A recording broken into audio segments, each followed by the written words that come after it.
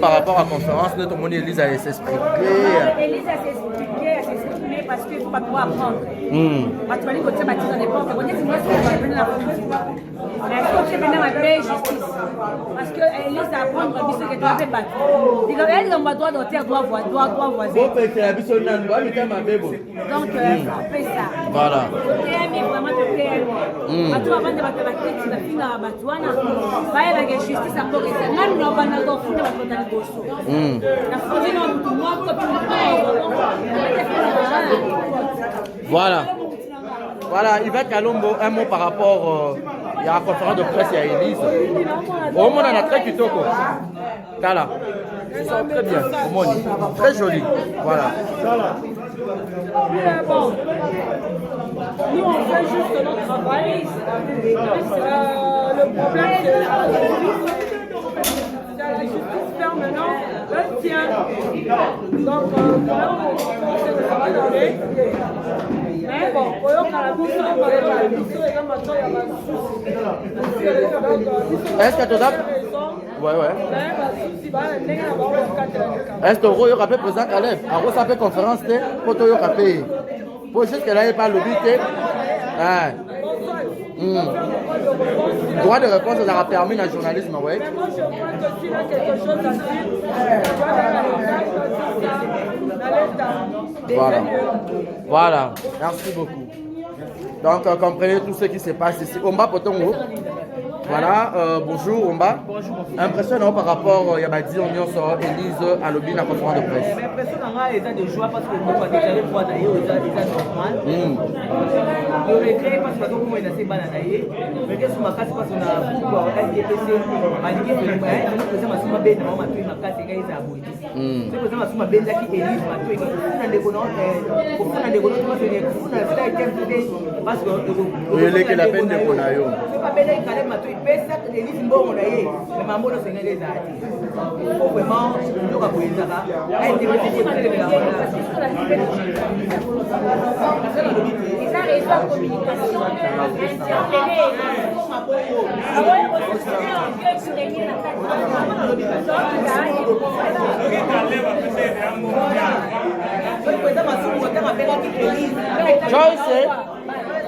Joyce, je suis là bébé.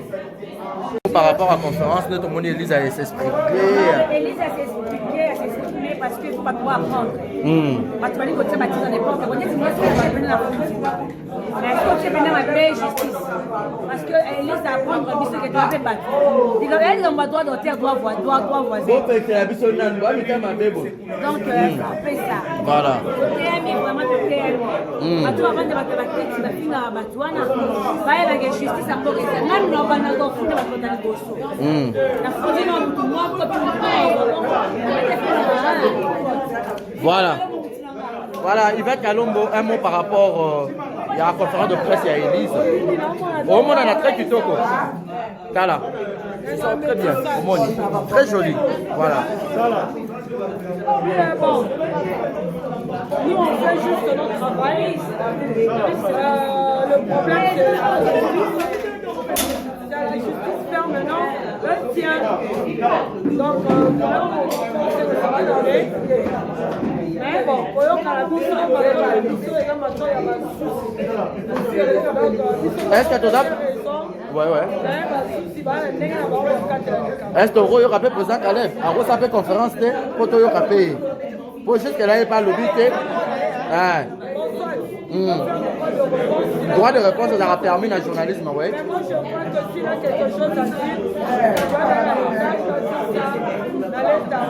voilà.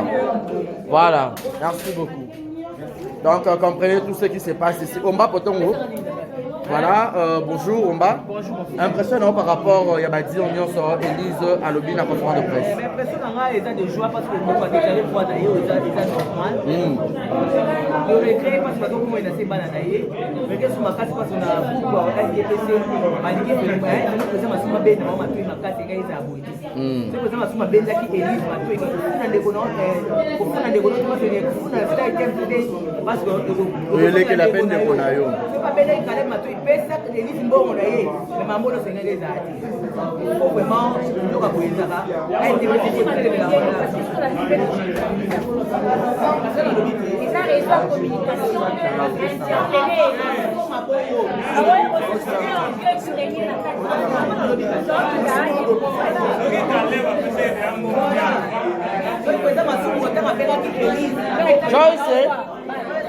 Joyce, je suis là bébé. Tout ça pour Toyoki Élise. Toyoki Caleb. Parce que Élise a le dos, il y a Élise à l'eau. Mais ils sont présents Caleb, ils sont Toyoki. Mais comment Élise a le dos? Comment ils vont envoyer le Cameroun?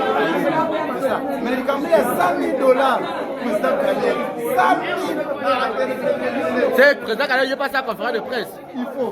Il faut président Loba. Il faut Caleb au Loba. Il faut. Voilà. Merci beaucoup. Voilà.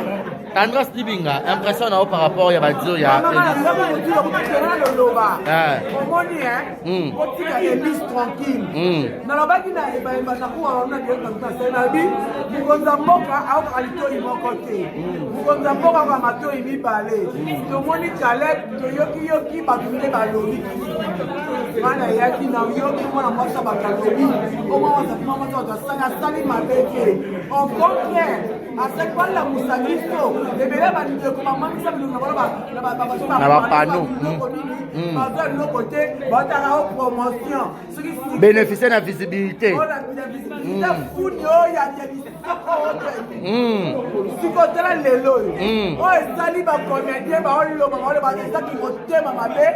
Elles ont ou ils ont plus vite compris que la fille a bénéficié et aimé. Et puis la fille a très intelligente. À laquelle il va mon esprit a réclamé juste toi. Alors Caleb, nous quand on est qu'on a causé la story na vie. Quand c'est na côté là déjà prison, là c'est pas na de prison pas prison, moi il a offert comme félé, pour félé. Nakacho les démocraties de la solanier. Alors les aboyés, nous avons droit de liberté d'expression. Donc pendant le lobby va finir qu'Élise. Maintenant, Élise a le but tout est clair. Et puis Élise a soulevé, a fondé le président Caleb, a fondé des Star Times. Pour va te comprendre la fois. Élise a le bien, a fondé Caleb, a fondé des Star Times. Donc Caleb est bien. Et puis, on comprend que c'est pour Caleb et Dimaki, pour Caleb et Dimi, quand on va se foutre Star Times, et quand la photo, c'est la photo de Caleb. Il y a Star Times à conseiller. Voilà. Conseil, il peut s'apposer à Caleb. Il y a même une photo.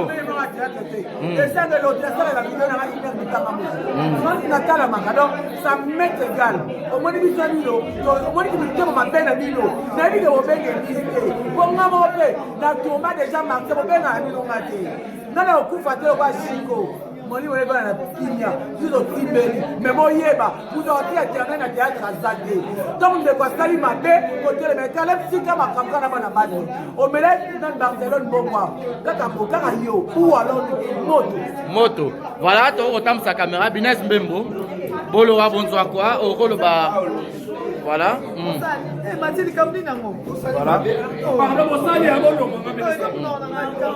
Voilà. Un mot. Yo, oh, bah, allez-y, pardon, s'il te plaît.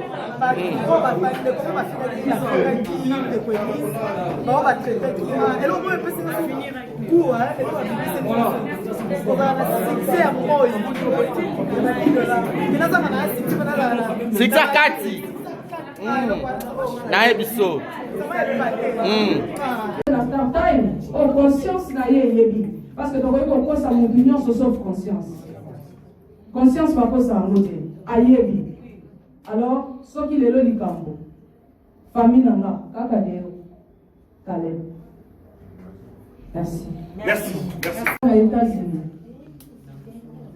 Balobi mwana mwasi wana aleka na TV alobaki nga na bimaka na mobali na ye ayimbienga menga na bimaka na mobali ya motu te.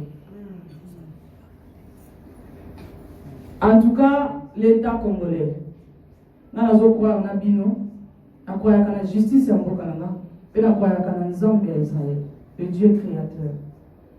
Bosunanga, Nazana danger. On m'appelle chaque jour. Nazana ba message il y a chaque jour, Nazana menacé. Dans ce lit quand vous depuis la vie nanga na kotama, nanga ba benga ba menacé ngate. Moi si a mutu moko ta benga ba palo, mais les autres bi mana mba nanga, mutu moko te. Mais lelo Nazana menacé ba bazo et ça va violer banana. Juste pour la fille du serpent. Oh, on a sali et l'autre côté. On a réclamé juste le droit. Nous avons insécurité de Nazaria. Merci. Merci. Merci. Aux États-Unis. Balobi, moi, Swana, à l'école TV, à l'Obakenga, à Bimagana, Mobile, Naye, à Imienga. Menga, à Bimagana, Mobile,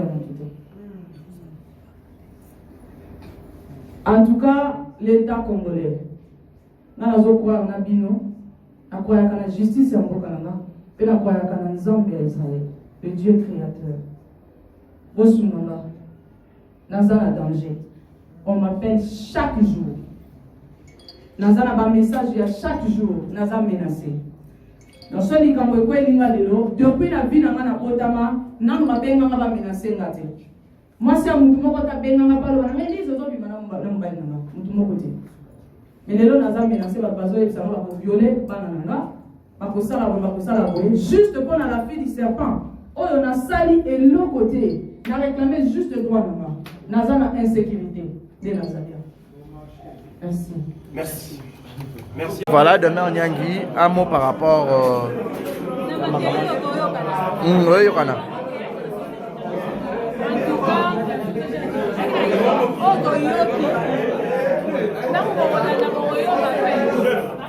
Par rapport à la conférence, notre monde Elise a s'expliqué. Elise a s'expliqué parce qu'il ne faut pas trop apprendre. Tu vas dire que tu vas dans l'époque. On dit que moi, je vais venir la police. Mais est-ce que tu vas venir ma paix justice? Parce que Elise a apprendre que tu vas faire battre. Elle a droit d'auteur, droit voisin. Donc, on fait ça. Voilà. Mais vraiment, tu t'aimes. À toi, avant de battre la tête, tu vas finir à battre. Va y avoir justice à côté. Même nous, on va nous faire la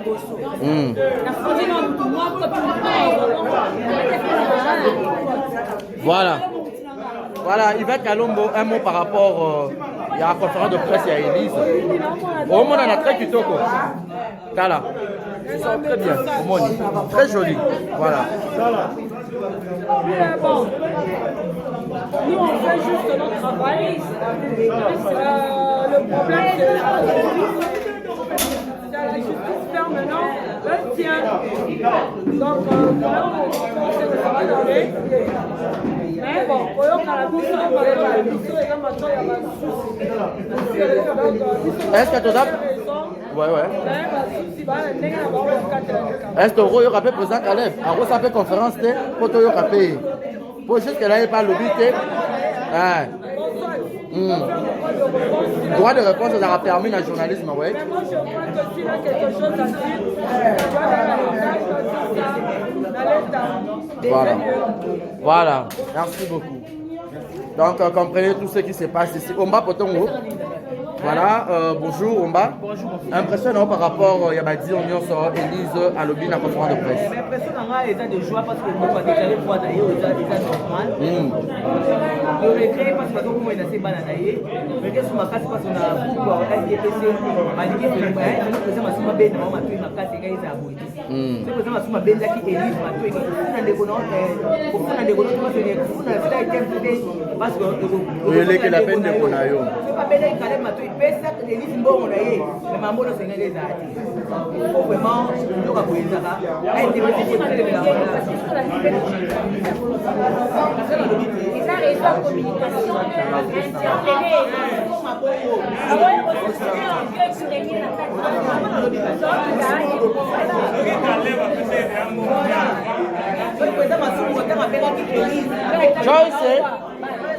Joyce, je suis là bébé.